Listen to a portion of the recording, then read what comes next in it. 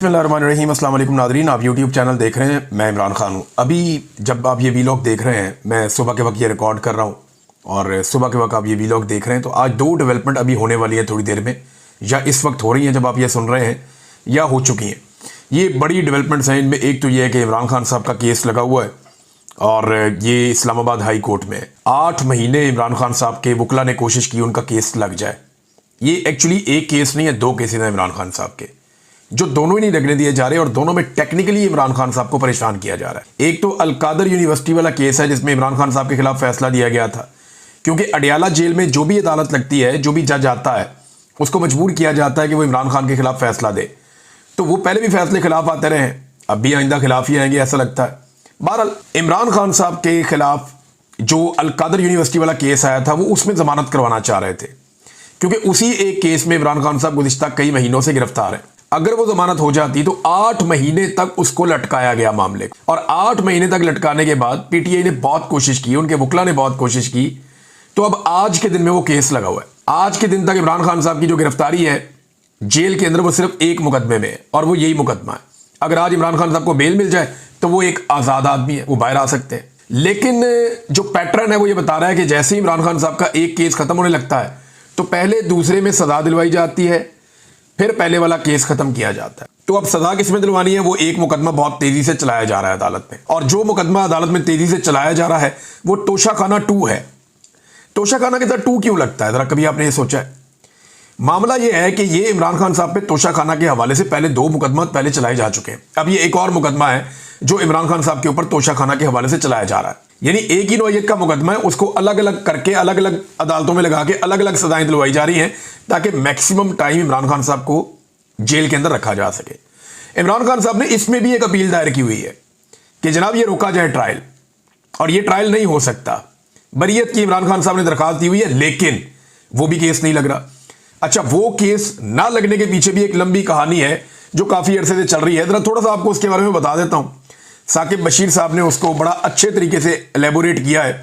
बड़े senior court reporter हैं, जिन लोगों से मैं कोर्ट के मामला सीखता हूं उनमें एक साकिब बशीर साहब भी हैं, बड़े मेहरबान है। मैं कभी कभी फ़ोन कर लेता हूं, उनकी मेहरबानी, वो चीज़ें बता देते हैं। वो ये कहते हैं, और उनके लिए भी ये हैरान कुन है, वो कहते हैं ये भी एक क्लासिकल केस है जिसमें तोशाखाना 2 केस ट्रायल के शुरू में ही एक बरीयत की दरखास्त इमरान खान साहब की जानिब से इस साल 15 जनवरी के लगभग दायर हो गई थी।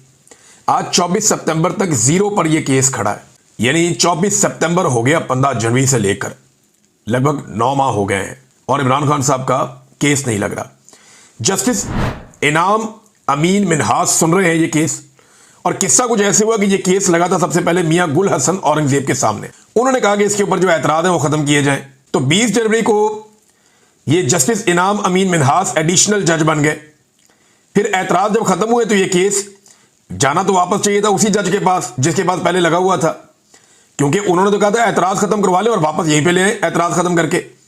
लेकिन हुआ यह कि जब केस के एतराज खत्म हुए तो ये केस बजाय इसके कि लगता जस्टिस मियां गुल हसन औरंगजेब साहब के पास, ये चीफ जस्टिस आमिर फारूक साहब ने, जो नए जज आए थे, कच्चे जज यानी एडिशनल जज, उनके सामने 23 जनवरी को ये केस लगा दिया, और तब से लेकर अब तक ये केस सुना ही नहीं जा रहा।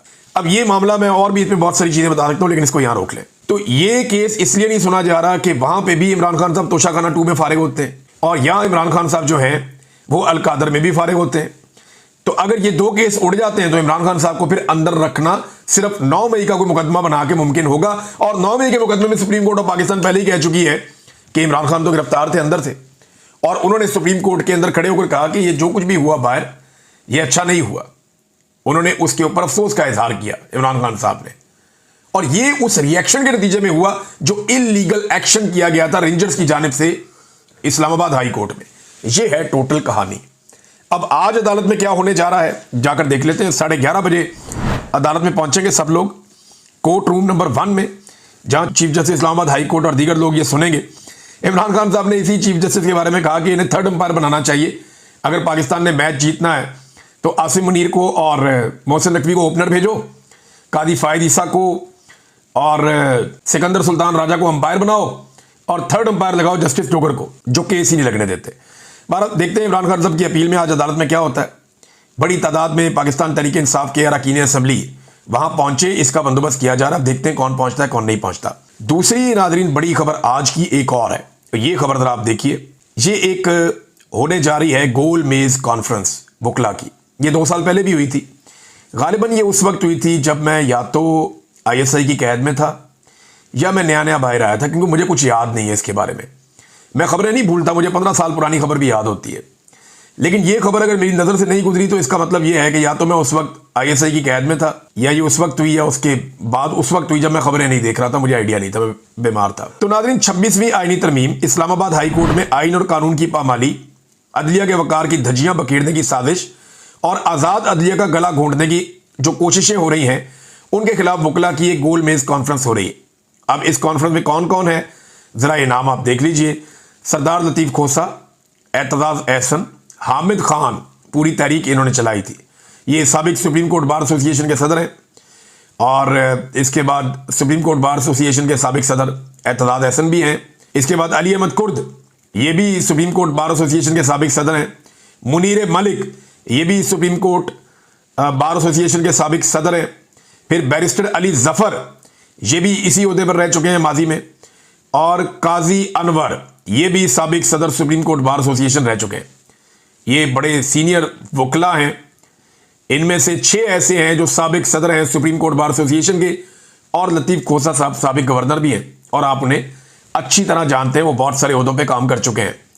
तो ये तो है चंद सीनियर वकला। बाकी जो वकला हैं वो आपको वहां नजर आ जाएंगे। तो ये गोल मेज कॉन्फ्रेंस होने जा रही है इस्लामाबाद में आज के दिन में, सुबह 11 बजे से लेकर शाम 5 बजे तक ये जारी रहेगी। 6 घंटे ये वकला बैठेंगे और वहां से कोई लायामल लेकर निकलेंगे। शाम को जो इनकी प्रेस ब्रीफिंग है उस पर मैं आपको बताऊंगा कि इन्होंने क्या फैसले किए और मामला किस तरफ जाएगा। बहरहाल ये इस्लामाबाद में होने जा रही है। अब इसका रिजल्ट देखते हैं कि क्या निकलता है। इमरान खान साहब का एक स्टेटमेंट भी है, वो स्टेटमेंट चले बाद में आपके सामने रखता हूं, लेकिन पहले आप ये देखें कि पाकिस्तानी जो है ना, वो अब डोनाल्ड ट्रंप के सामने बिछे हुए हैं।